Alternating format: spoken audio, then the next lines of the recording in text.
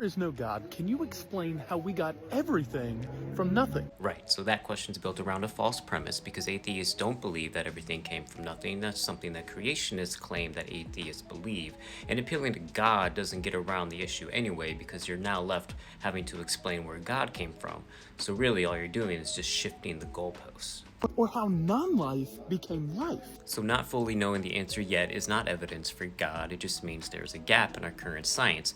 And this is really a question about abiogenesis, and we know that the basic chemistry for life can form naturally. We've demonstrated and observed this in laboratory settings, unlike the claim that God did it, just doesn't explain anything.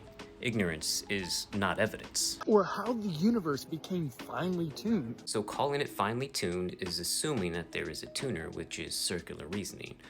We observe a compatible universe because an incompatible universe wouldn't have observers in them. So saying that God tuned them still doesn't explain the mechanisms of the universe and really just stops the conversation. Where morality and rationality came from? If morality came from God, then you need to explain why moral rules change across cultures, religions, and time. And newsflash, you actually believe in subjective morals because you believe that your morals come from the mind of God, which makes them subjective.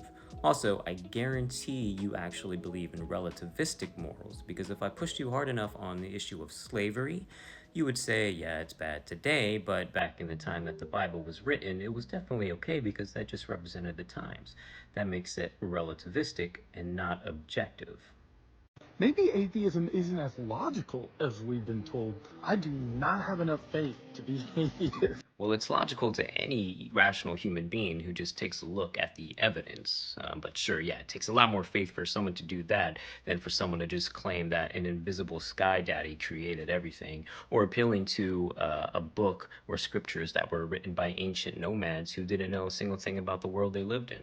Sure, it's 2026, and I just can't believe we're still doing this. Come on. Good luck.